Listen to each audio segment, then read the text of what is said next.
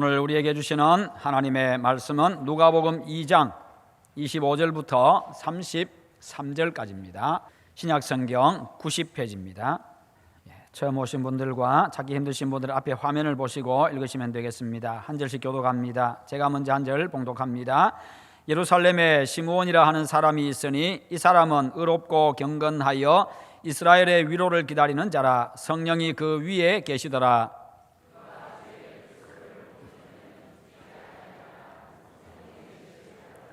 성령의 감동으로 성전에 들어가매 마침 부모가 율법의 관례대로 행하고자 하여 그 아기 예수를 데리고 오는지라. 주제여 이제는 말씀하신 대로 종을 평안히 놓아주시는도다. 이는 만민 앞에 예비하신 것이요 함께 봅니다. 그의 부모가 그에 대한 말들을 놀랍게 여기더라. 아멘. 오늘 말씀의 제목 같이 한번 읽어봅니다. 내 안에 성탄을 이루자. 아멘. 오늘도 성탄절을 앞두고 예배 참여한 여러분들에게 우리 하나님께서 하늘문 활짝 여시기를 축원합니다. 12월이면 언제나 우리는 성탄절을 생각하게 됩니다. 교회들마다 예배당을 아름답게 장식을 하고 또 예배당 안에는 크리스마스 트리 불을 밝힙니다. 교회적으로 성탄절 축하 행사를 준비하느라고 또 분주하고 떠들썩합니다. 어제도 오후부터 아이들과 선생님들이 함께 모여가지고 오늘도 축하 행사를 준비하고 늦게까지 또 준비하는 모습들이 참 아름답고 그 수고하는 모습들이 참 복되었습니다. 다들 참 수고들이 많습니다. 그 속에는 성탄절을 맞이하는 성도들의 설렘과 기대감이 있습니다. 그러나 과거의 성도들이 성탄절을 준비하며 기다리던 그 설렘과 기대감에 비하면 오늘날은 많이 참 약해진 것 같기도 합니다. 왜냐하면 옛날에는 참 먹을 것도 많이 더 부족하다 보니까 성탄절에 교회 오면은 족파이라도 한 개 얻어먹고 떡이라도 하나 얻어먹고 그냥 그럴 때 사탕이라도 하나 얻어먹을 수 있었고요. 뿐만 아니라 또 점심도 얻어먹을 수 있었고 거기다가 교회 오면은 밖에 있는 것보다 훨씬 재미있는 일들이 많이 있으니까.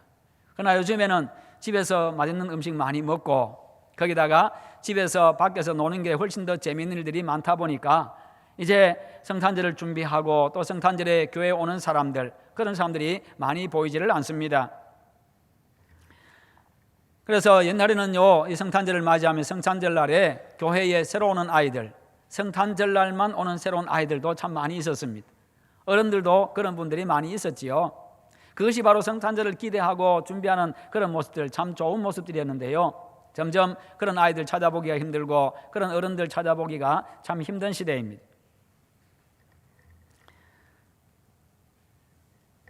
요즘에 일반 사람들의 성탄절에 대한 의식은요, 그저 하루 편히 쉬고 즐기는 날쯤으로 생각을 합니다. 그래서 어떻게 하면 잘 쉬고 어떻게 하면 잘 즐길 수 있을까, 이것을 연구합니다. 대부분의 사람들이 그러다 보니까 또 그리스도인들조차도 그런 분위기에 편승하는 그런 경향을 보이기도 합니다.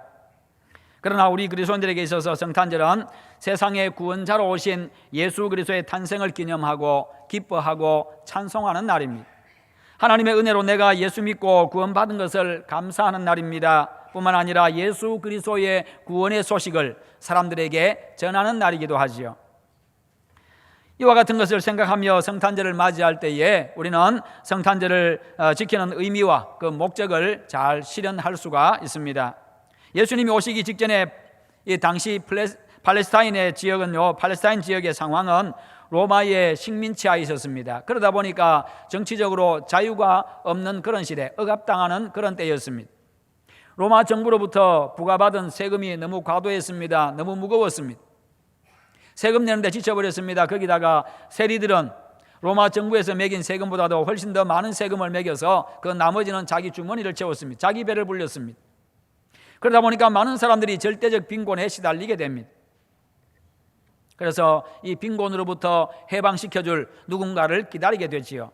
뿐만 아니라 고통받는 백성들에게 희망을 주고 위로를 주어야 될 예루살렘의 종교는요, 영적으로 침체가 되었습니다. 타락했습니다. 기득권 계층이 자신들의 기득권을 유지하는 도구로 전락하고 말았습니다. 유대교는 십계명을 613개 세부 조항으로 만들어 놓고요, 나누어 놓고 지키도록 강요했습니다.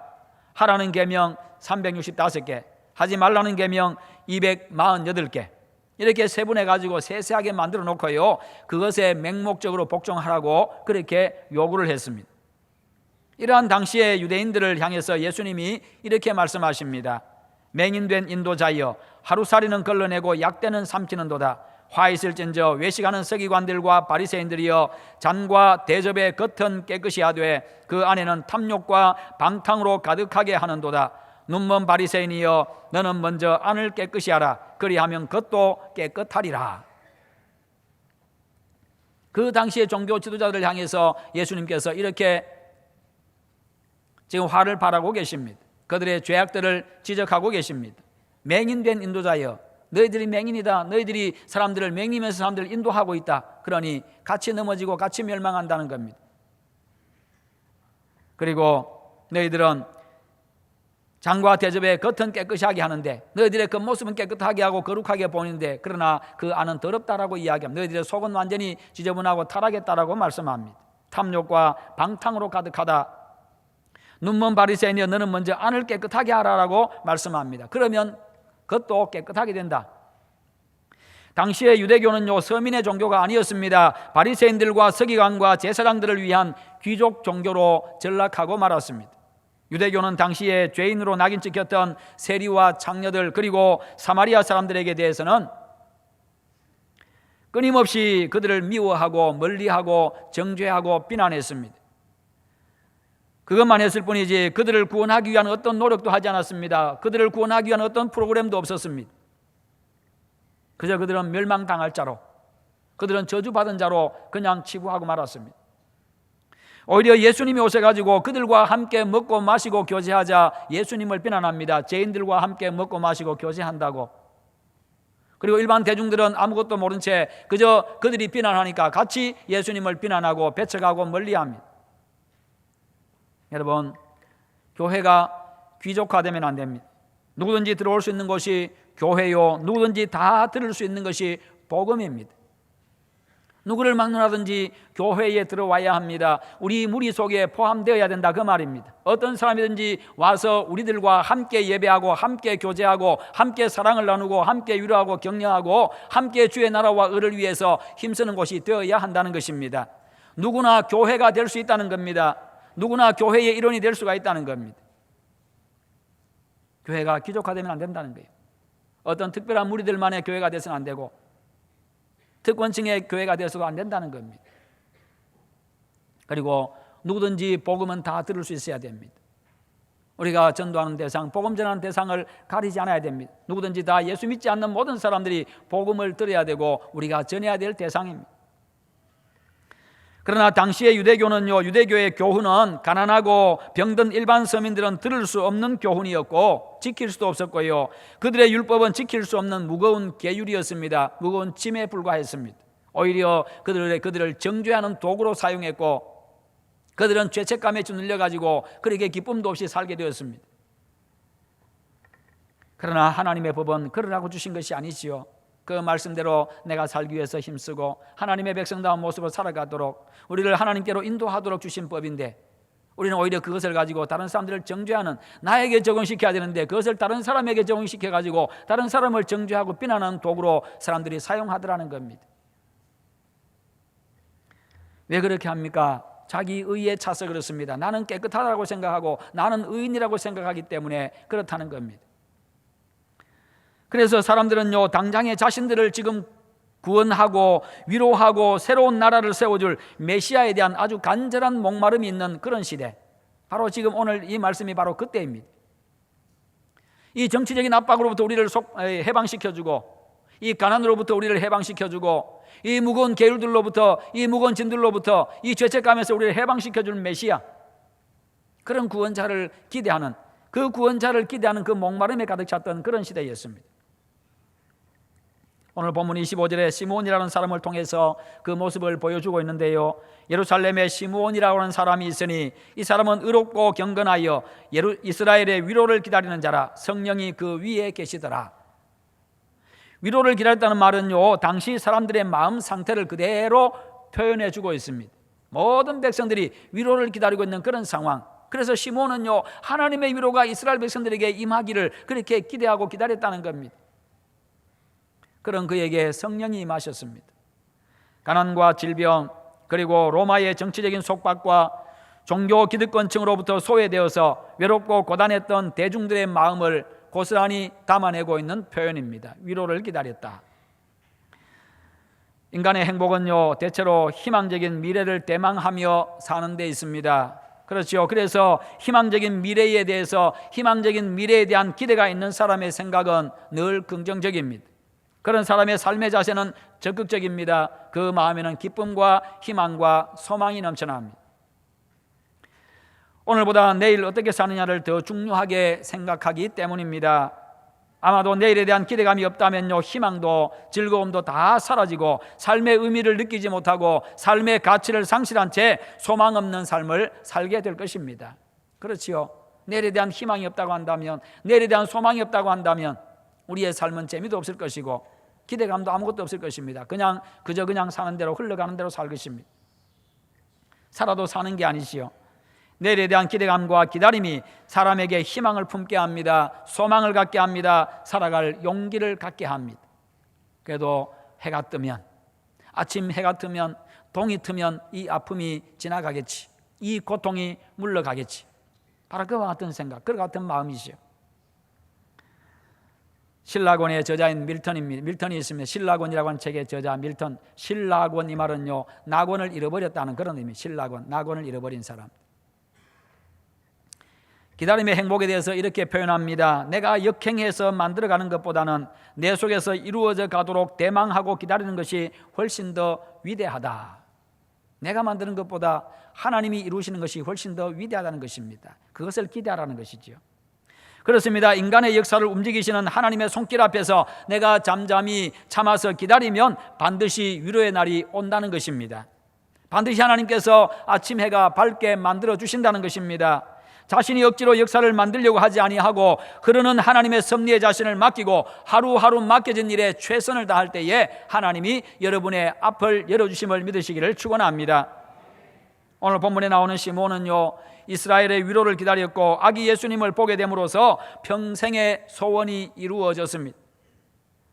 성탄은 기다린 사람에게 이루어집니다. 이번 성탄절에 여러분 하나님의 위로를 기다리시기를 축원합니다. 그래서 하나님의 위로를 받는 이번 성탄절 되시기를 축원합니다. 이번 성탄절에 하나님의 임재를 기대하고 하나님께서 우리에게 소망을 부어주시고 앞길을 환하게 여시고 하늘문을 활짝 여실 것을 기대하시기를 축원합니다. 하나님이 그렇게 해주실 것입니다. 그래서 이번 여러분 속에 성탄이 이루어짐으로써 더욱 예수님을 닮고 예수님을 따라가시기를 바랍니다. 내 안에 성탄이 이루어지는 것, 다시 말해서 내 안에 예수 그리스도께서 계시게 하는 것, 내 안에 예수님이 계시고 내 안에 예수님이 계실 때에 예수님이 나를 다스리시고 내 마음과 성품을 다스리시고 내 생각을 다스리시고 입술을 다스리시고 내 삶을 다스려 주실 것입니다. 그럴 때에 내 삶이 새로워지고 복 있는 인생이 됩니다. 그러면 우리가 예수님을 닮아갑니다. 예수님을 따라가는 삶을 살게 됩니다. 시몬은 성탄을 어떻게 기다렸습니까? 의롭고 경건한 믿음으로 그가 기다렸습니다. 당시에 모든 사람들이 메시아를 기다렸지만 정작 메시아를 맞이하고 알아본 사람은 몇 사람 되지를 않았습니다. 메시아를 기다렸지만 실상은 기다리지 않은 사람들이었습니다. 그들은 메시아가 오기를 고대하면서도 메시아가 오면 안 된다는 이중적인 그런 신앙 구조에, 그런 관념에 빠져 있었습니다. 오늘날 성도들의 모습에서 이중적인 이런 모습을 보게 됩니다. 천국이 좋다는 것 다 알고 있습니다. 다 천국 가고 싶다고 이야기합니다. 그리고 예수 믿으면 천국 간다는 것 알고 있고 그것을 믿고 있습니다. 천국 가고 싶어 합니다. 그러나 지금 당장 천국 가라고 하면 울고 불고 난리합니다. 지금 당장 가라고 하면 더 있고 싶다고 합니다. 다음에 가겠다고 이야기합니다. 왜요?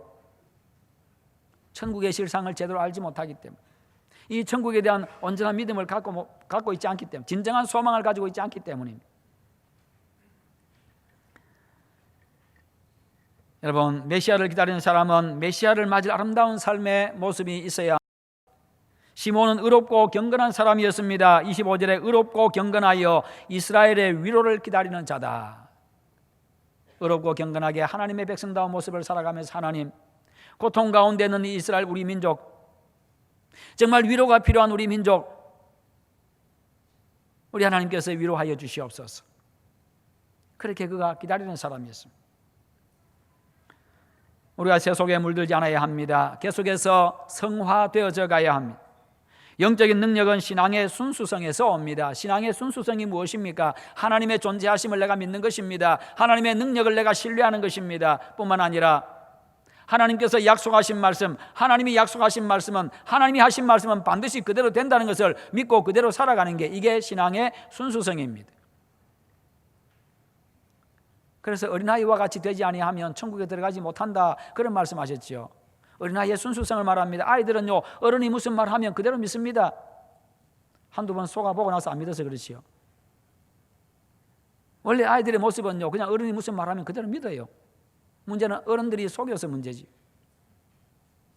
그렇게 믿는 모습, 이 바로 신앙의 순수성에서 하나님의 말씀대로 될 줄 믿고 그냥 말씀에 따라 살아가는 것, 계산치 않고 그냥 살아가면 거기에 영적인 능력이 나타나고 거기에 놀라운 은혜가 임하는 것입니다. 이것이 그리스도인의 삶입니다.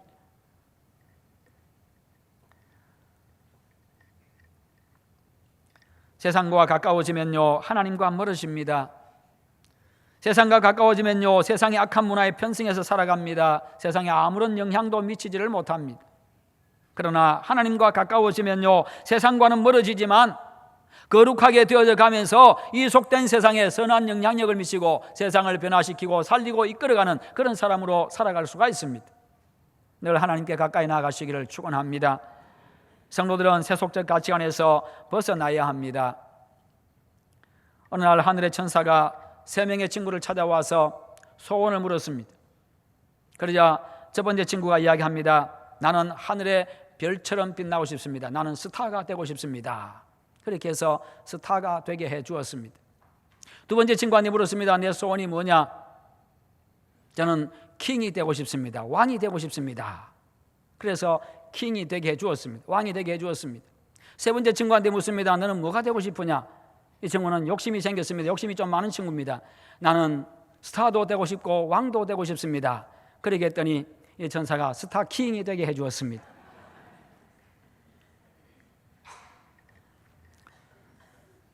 지금 웃기 시작하는 사람도 계시네요. 예.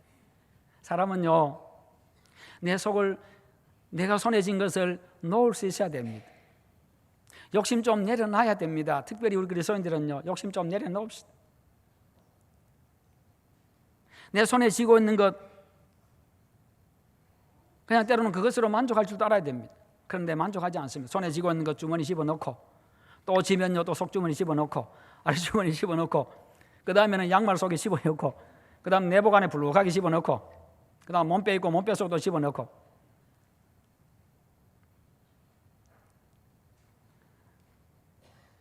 좀 비워야 낮아질 수 있고요.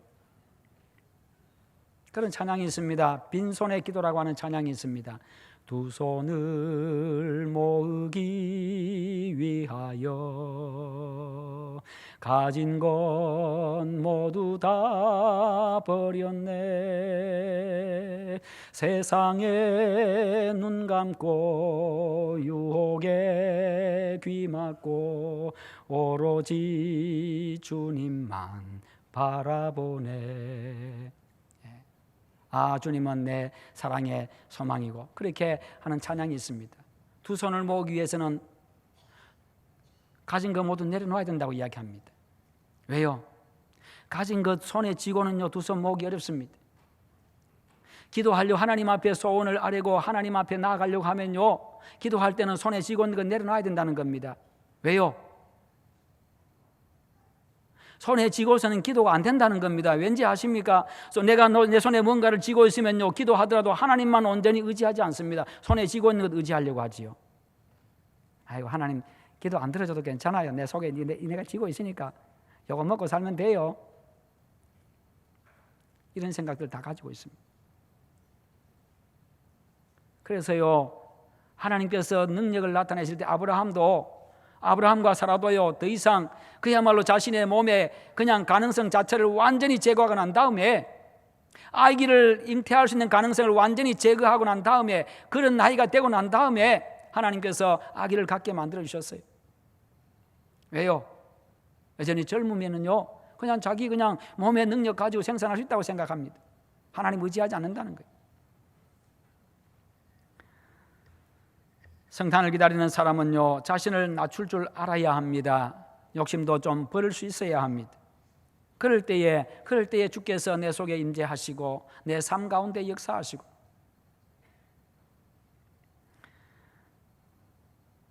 그래야 우리의 마음과 우리의 삶에 주님이 임하시고 이끌어 가십니다. 그래야 내가 주님을 왕으로 모시고 주님의 인도를 따르게 되어집니다. 그리고 겸손하게 하나님의 위로를 기다리는 자에게 하나님의 위로가 임합니다. 그래서 사도 바울은요, 빌립보서 2장 5절부터 8절에서 너희 안에 이 마음을 품으라 곧 그리스도 예수의 마음이니 그는 근본 하나님의 본체시나 하나님과 동등됨을 취할 것으로 여기지 아니하시고 오히려 자기를 비어 종의 형체를 가지사 사람들과 같이 되셨고 사람의 모양으로 나타나사 자기를 낮추시고 죽기까지 복종하셨으니 곧 십자가에 죽으심이라. 하나님이신 예수님께서 우리를 살리시기 위해서 하나님의 자리, 하나님의 신분을 내려놓고 사람의 모양으로 이 땅에 오셨고 죄인의 모습으로 십자가에 못 박혀 돌아가셨다는 것입니다. 예수님의 마음은 이렇게 스스로 자신을 낮추신 겸손한 마음입니다. 예수님이 태어나신 베들레헴에 있는 성탄기념교회, 거기에 들어가는 입구가 1.2m밖에 되지 않는다고 합니다. 아주 좁게 만들어져 있습니다. 왜 이렇게 작게 만들었습니까? 어떤 권력자든지 예수님이 탄생하신 거룩한 장소에 말을 타고 들어가지 못하도록 하기 위해서 그렇게 만들었다고 합니다.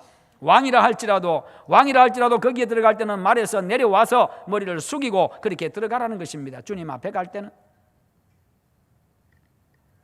그래서 이 문을 겸손의 문이라고 지었습니다. 주님처럼 항상 겸손한 그리스도인 되시기를 축원합니다. 그리고 성탄절의 주인공은 예수 그리스도이십니다. 그런데 오늘날 성탄절의 풍경은요, 주인공인 예수님은 온데간데 없고 다른 것들만 판치고 있습니다. 세상 사람들이 그렇게 만들고 있습니다. 점점 사탄은요, 이렇게 예수님을 잊어버리게, 예수님 생각하지 못하도록 다른 것들로 번쩍이게 합니다. 사람들은 예수님보다 예수님이 태어난 장소에 더 관심 갖게 만들고 태어난 구유에 더 많은 관심을 갖게 만듭니다. 이번 성탄절에는요, 들러리들이 높임을 받는 그런 성탄절이 아니라 주인공이신 구주 예수님을 빛내고 찬양하는 그런 성탄절 되시기를 축원합니다. 그래야 우리가 성탄의 참뜻을 깨닫고 성탄절을 바르게 보내고요, 예수님이 이 땅에 오신 목적을 이루는 삶을 살아갈 수가 있습니다. 우리가 성탄절을 의미 있게 보내려면 먼저 성탄절 예배에 참여하십시오. 마음을 다해서 하나님을 경배하시기를 바랍니다. 동방박사들이 예물을 가지고 아기 예수님께 경배했던 것처럼 성탄절에는 교회에서 드리는 예배에 온 가족이 함께 참여하면서 예물을 함께 올려드리고 자신을 하나님 앞에 올려드리며 그렇게 예배하시기를 바랍니다. 그러면서 감사하시기를 바랍니다. 두 번째는 이웃을 초청하는 기회로도 삼으십시오. 예수님이 이 땅에 오신 목적이 바로 영혼 구원하기 위해서 오셨기 때문입니다. 당연히 성탄절의 영혼 구원에 대한 관심이 더욱더 높아져야 됩니다. 그 어느 때보다도. 예수님께 드리는 가장 귀한 선물은 우리가 한 생명을 주님께로 인도하는 것입니다. 그래서 그도 예수님을 믿고 구원받도록 천국 백성 되도록 이 땅에서 사는 동안에 하나님의 은혜와 복 가운데 살아가도록 하는 것, 이것이 오늘 우리가 감당해야 될 모습이고 가장 귀한 모습입니다. 세 번째는 주님의 사랑으로 선한 일을 한 가지씩 할 수 있기를 바랍니다. 예수님이 우리를 섬기기 위해서 오셔가지고 당신 자신을 바쳐서 우리에게 구원을 선물로 주셨습니다. 생명을 주셨습니다. 그러므로 우리의 사랑을 이웃에게 선물할 수 있다고 한다면 매우 의미 있는 성탄절이 될 것이고 하나님께서 기뻐하실 것이고 복 주실 것입니다. 받은 복은 내가 또다시 누군가에게 베풀 때에 더 풍성해지고 더 가치가 있고요, 더 큰 복이 임합니다. 사랑하는 성도 여러분, 성탄절은 예수님이 높임을 받고 영광을 받으셔야 되는 예수 그리스도의 날입니다. 그러므로 예수님을 기쁘시게 하는데 모든 초점을 맞추십시오. 오늘 본문에서 첫 번째 성탄을 기다렸던 시몬에 대한 설명 중에서 가장 많이 등장하는 단어가 성령이라고 하는 단어입니다. 25절부터 27절에 예루살렘에 사는 예루살렘의 시몬이라는 사람이 있으니 이 사람은 의롭고 경건하여 이스라엘의 위로를 기다리는 자라. 성령이 그 위에 계시더라. 그가 주의 그리스도를 보기 전에는 죽지 아니하리라는 성령의 지시를 받았더니 성령의 감동으로 성전에 들어가매 성령이 그 위에 계시더라. 성령의 지시를 받았더니 성령의 감동으로. 결국 성탄을 기다리는 사람은 성령의 사람입니다. 성령의 사람이 성탄의 의미를 알고 구세주 예수님을 만날 수 있습니다. 성령의 임재를 느끼고 그분의 인도를 받고 사는 성령의 사람 되시기를 축원합니다. 늘 성령의 감동을 받아서 영혼과 삶의 은혜가 충만한 성도들이 되시기를 축원합니다. 사랑하는 성도 여러분, 성탄을 기다리는 사람은 의롭고 경건해야 합니다. 하나님의 말씀대로 될 줄 믿고 말씀에 순종해서 살아가는 참 믿음의 사람이 되어야 합니다. 그리고 성령을 따라 살아야 합니다. 성령 하나님께서 내 마음에 선한 감동을 주시는 대로 그렇게 살아가야 합니다. 그럴 때 예수님을 만나고 예수님의 삶을 재현하는 그런 주님의 제자로서의 삶을 살아갈 수 있습니다. 이번 성탄절을 기다리고 맞이하면서요, 자신의 믿음과 삶의 모습을 다시 한 번 더 돌아보시고 의와 경건과 성령의 사람이 되어서 여러분의 마음과 삶에 예수님이 오시는 진정한 성탄절이 되시기를 축원합니다. 그래서 여러분의 마음에 그리고 삶의 성탄이 이루어져서 여러분의 삶을 통해서 예수님이 나타나고 하나님의 영광이 드러나고 은혜와 복이 임하는 그런 복된 성탄절이 되시기를 주님의 이름으로 축원합니다.